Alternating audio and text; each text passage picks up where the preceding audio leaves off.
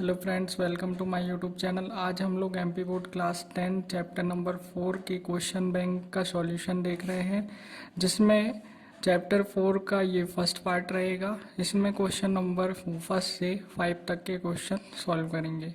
सबसे first question है कि रिक्त स्थान की पूर्ति कीजिए। इसमें पहला क्वेश्चन दे रहा है, यदि पी एक्स एक द्विघात बहुपद है तो पी एक्स बराबर 0 को क्या कहेंगे। ठीक है, तो ये इसका एग्जाम्पल आप देख सकते हैं। जैसे कि ये दिया हुआ है द्विघात बहुपद। ठीक है, द्विघात बहुपद है ना, और इसके इक्वल में 0 है, तो इसको क्या कहेंगे, इसको वर्ग समीकरण कहेंगे। ठीक है, अगला है द्विघात समीकरण में चर राशि की अधिकतम घात कितनी हो सकती है। तो देखिए, ये जो इसमें चर राशि रहती है, जैसे x है यहाँ पे, तो इसकी अधिकतम घात कितनी हो सकती है, 2, क्योंकि नाम से ही कन्फर्म है द्विघात, दो घात। अगला है द्विघात समीकरण, इसके विविक्तिकर का मान निकालना है। विविक्तिकर मतलब क्या होता है, d है ना, d बराबर बी स्क्वायर माइनस 4ac। ठीक है, यहाँ से यदि हम देखें तो यहाँ पे a बराबर कितना है, एक्स स्क्वायर के सामने कितना है 1, b बराबर कितना है, x के सामने कितना है माइनस का 4, और c बराबर कितना है 4। अब इस फॉर्मूले में नाम रखेंगे तो देखिए b कितना है माइनस का 4 और का वर्ग, 4 गुणा a का मान कितना है 1 और c का मान कितना है 4। ठीक है, तो 4 चौके 16 ये हो गया। ठीक है, 4 का वर्ग भी करेंगे तो क्या आएगा 16। ठीक है, और यहाँ पे भी 4 का गुणा 4 में करेंगे तो 16 आएगा। माइनस 4 का गुणा 4 में देखो, ये माइनस माइनस क्या हो जाएगा प्लस, और 4 चौके 16, तो 16 में से 16 गया क्या आएगा 0, इसलिए क्या आया है 0। अब ये बोल रहा है, यदि द्विघात समीकरण के मूलों की अधिकतम संख्या कितनी हो सकती है। तो जो मूल निकलते हैं वो कितने निकलते हैं, 2 निकलते हैं। ठीक है, आपको पता है धनात्मक चिन्ह लेने पर ऋणात्मक, तो इधर पे क्या जाएगा 2। अगला है b x a x square plus b x plus c बराबर 0 है, तो विविक्तिकर यानी डी की वैल्यू पूछा है, तो क्या होगा बी स्क्वायर माइनस 4ac। ठीक है, अगला है वर्ग समीकरण 2x स्क्वायर माइनस करनी में 5x प्लस 1 बराबर 0 है दिया हुआ है, तो इसमें मूल बताना है कि काल्पनिक होंगे कि क्या होंगे। तो सबसे पहले d का मान हमको पता है बी स्क्वायर माइनस 4ac। यहाँ से मैं यदि देखूँ तो a की वैल्यू कितनी है 2, क्योंकि x स्क्वायर के सामने कितना है 2। b की वैल्यू कितनी आ जाएगी करनी में 5, c की वैल्यू कितनी आ जाएगी 1। ठीक है, यहाँ पे मान रख देंगे, b का मान कितना है करनी माइनस करनी 5, माइनस 4 गुणा a की वैल्यू कितनी है 2 और c की वैल्यू कितनी है 1। करनी 5 का 2 बार गुणा करेंगे। ठीक है, और माइनस भी लगा हुआ, तो माइनस माइनस तो प्लस हो जाएगा। करनी 5 का गुणा करनी 5 में करेंगे तो क्या आएगा करनी 25, और करनी 25 का मान कितना होता है 5, यहाँ पे 5 लिख सकते हैं, गुण माइनस 4 दूनी 8 और 8 एकम 8, तो इसका आंसर कितना आ जाएगा -3। अब जब भी d की वैल्यू माइनस में आ गई तो उसके जो मूल निकलेंगे वो कैसे होंगे, काल्पनिक होंगे। ये बात आप हमेशा ध्यान रखिएगा। ठीक है, कि d की वैल्यू यदि 0 से कम आ गई तो उसके मूल काल्पनिक होंगे। अब देख लेते हैं सही जोड़ी। इसमें पहला वास्तविक और असमान मूल। ठीक है, तो जब d की वैल्यू 0 से बड़ी आएगी तो जो मूल निकलेंगे वो वास्तविक भी होंगे और अलग अलग भी होंगे। ठीक है, अब बाई चांस डी की वैल्यू यदि 0 के इक्वल में आ जाती है, यानी जो बी स्क्वायर माइनस 4ac अपन निकाल रहे हैं, और यहाँ पे देखिए जैसे ये यहाँ पे 0 आ गया, तो इसमें क्या होगा कि जो मूल होंगे वो समान निकलेंगे, दोनों मूल बराबर आएंगे। ठीक है, अगला है काल्पनिक, तो डी की वैल्यू कैसे हो गई माइनस में चले गई, तो ये क्या हो जाएंगे काल्पनिक। द्विघात समीकरण के मूलों की संख्या कितनी हो सकती है, कितने मूल निकलते हैं अधिकतम, तो 2 मूल निकलते हैं। ठीक है, फिर इसका विविक्तिकर निकालना है, तो यहाँ से पहले तो अपन a बराबर क्या हो गया 4, b बराबर कितना हो गया माइनस का 4 और c बराबर कितना हो गया 1। अब विविक्तिकर का सूत्र क्या होता है B square minus 4ac। b की वैल्यू क्या है -4 का वर्ग, -4 गुणा a की वैल्यू कितनी है 4 और c की वैल्यू 1। 4 -4 का वर्ग करेंगे तो 16 जाएगा, 4 का गुणा 16 में 16, 16 एकम 16, तो 16 में से 16 गया, बचा कितना 0, तो इसका विविक्तिकर का मान कितना आएगा 0। अगला क्वेश्चन देख लेते हैं। क्वेश्चन नंबर 3 है, सही जोड़ी बनाइए।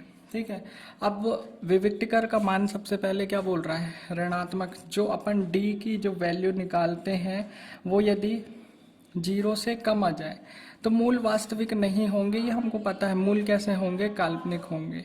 अब यदि विविक्तिकर का मान यदि 0 हो जाता है तो हमें पता है कि जो मूल निकलेंगे वो कैसे निकलेंगे, एक तो बराबर भी होंगे और वास्तविक भी होंगे। अब विविक्तिकर का मान यदि धनात्मक में पूर्ण वर्ग के साथ आता है, पूर्ण वर्ग मतलब समझ रहे हैं कि जो टूट जाए, है ना, तो उसमें हमको जो आंसर मिलेगा, जो मूल निकलेंगे वो, आप पहली बात तो परिमेय होंगे और अलग अलग होंगे, असमान, अलग अलग निकलेंगे। ठीक है, अब यदि विविक्तिकर का मान कैसा है, धनात्मक है, तो मूल कैसे होंगे, वास्तविक। यानी डी की वैल्यू जो बोल रहा है वो कितनी, 0 से बड़ी हो गई, तो 0 से बड़ी जब भी होगी तो क्या होंगे, वास्तविक होंगे। ये 3 तो आपको याद रखने हैं कि यदि 0 से कम हो गई तो ऋणात्मक हो जाएगी, 0 के बराबर तो दोनों मूल क्या हो जाएंगे, समान भी और वास्तविक भी। लेकिन यदि 0 से बड़ी हो गई तो मूल क्या हो जाएंगे, वास्तविक। ठीक है, अब है विविक्तिकर धनात्मक भी है और अपूर्ण वर्ग। यहाँ पे क्या लिखा था, पूर्ण वर्ग, इसलिए ये क्या हो गया, मूल जो निकल रहे थे वो कैसे थे, परिमेय थे। अब देखो यहाँ पे अपूर्ण वर्ग, अपूर्ण लगा हुआ है ना, तो जो वर्ग रहेगा वो कैसा रहेगा, अपूर्ण। इसलिए मूल तो निकलेंगे लेकिन कैसे, अपरिमेय में निकलेंगे। ठीक है, इसके एग्जाम्पल भी आप देख सकते हैं। ठीक है, अगला है क्वेश्चन नंबर 4, सत्य व असत्य बताइए। द्विघात समीकरण में मूल वास्तविक होने के लिए ये कंडीशन जो है होना चाहिए। तो अभी हमने देखा मूल वास्तविक होने के लिए क्या होना चाहिए, जो d है उसकी वैल्यू 0 से ज़्यादा होनी चाहिए, और यहाँ क्या लिखा है, छोटी d से, तो ये क्या हो जाएगा, गलत। अगला है विविक्तिकर क्या हो, ऋणात्मक हो, तो मूल क्या होंगे, वास्तविक होंगे, ये भी गलत होगा, क्योंकि मूल को वास्तविक होने के लिए d का मान कैसा होना चाहिए, धनात्मक में आना चाहिए। अगला है मूल, है ना, यदि वो जो वास्तविक मूल है उसके लिए शर्त ये होना चाहिए कि 0 से ज़्यादा होना चाहिए d की वैल्यू।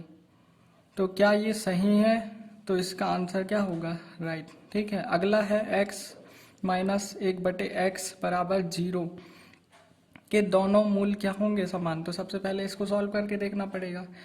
इसमें तिर्यक गुणा करेंगे तो x का x में करेंगे तो क्या हो जाएगा, x² माइनस, और यहाँ 1 का 1 में करेंगे तो क्या जाएगा, -1, और बटे में 1 और x का गुणा करेंगे तो x आ गया।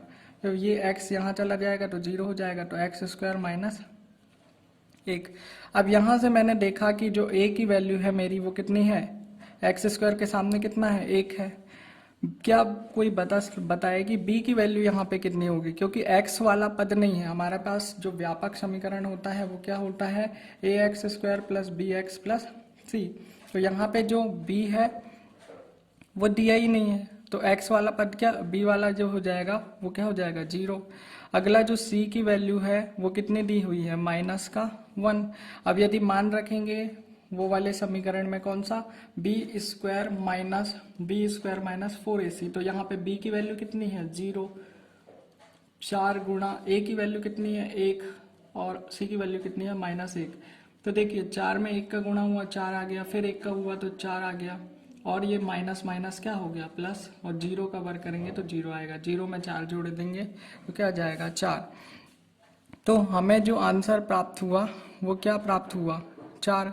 यानी d की जो वैल्यू है वो कैसी आई, 0 से बड़ी आई। और हमें अब भी देखा कि d की वैल्यू यदि 0 से अधिक हो गई तो वो जो मूल निकलेंगे वो कैसे होंगे, अलग अलग होंगे। और यहाँ पे क्या लिखा, मूल समान होंगे।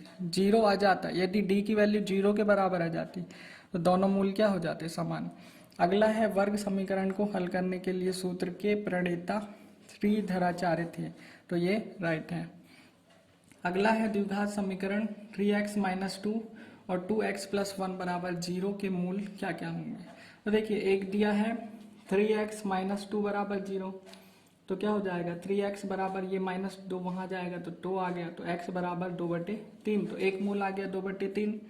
दूसरा मान 2x प्लस 1 दिया है, इसको 0 के इक्वल करेंगे तो ये +1 वहाँ जाएगा तो कैसा हो जाएगा माइनस का, तो x की वैल्यू कितनी आ गई -1/2। तो इसमें दो मूल मिलेंगे, एक तो 2/3 और एक माइनस का 1/2, जबकि यहाँ पे उल्टा लिखा हुआ है माइनस का 2/3 और यहाँ पे 1/2, तो ये क्या हो जाएगा रॉन्ग।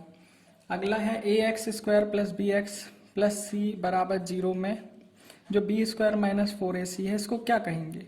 तो ये अब भी हमने देखा ये क्या है, विविक्टिकर है, ठीक है। अगला है यदि किसी वर्ग समीकरण के मूल यदि समान है, वास्तविक है, तो समीकरण का विविक्टिकर कितना होगा, 0 होगा, ठीक है। अगला है यदि किसी वर्ग समीकरण के मूल एक तो परिमेय एवं असमान, देखो अलग अलग मूल निकल के आ रहे हैं और वो क्या है, परिमेय है, तो वो कैसा होगा, धनात्मक पूर्ण वर्ग संख्या होगा। यहाँ पे हमने अब भी देखा विविक्टिकर यदि धनात्मक है, पूर्ण वर्ग में है, तो वो क्या हो जाएगा, मूल उसके अलग अलग निकलेंगे और कैसे होंगे, परिमेय होंगे। लेकिन यही यदि ये अपूर्ण हो जाए, यहाँ पे क्या हो जाएगा, ये मूल जो निकलेंगे वो अपरिमेय होंगे, यानी करनी वाले नंबर में मिलेंगे और वो करनी टूटेगी नहीं, ठीक है। अगला है वह समीकरण जिसमें अज्ञात राशि कुछ भी चर की अधिकतम घात 2 हो, तो वो समीकरण क्या कहलाएगा, वर्ग समीकरण। इसके तो अभी हमने बहुत सारे एग्जाम्पल भी देख चुके हैं, ठीक है। अगला है किसी वर्ग समीकरण के चर के दोनों मान उस वर्ग समीकरण के क्या कहलाते हैं। तो जो मान निकलेंगे अपने, है ना, चर के दोनों मान, दो मान निकलेंगे, वो क्या कहलाएंगे, मूल, ठीक है। तो इस तरीके से ये क्वेश्चन नंबर 5 तक कंप्लीट होता है।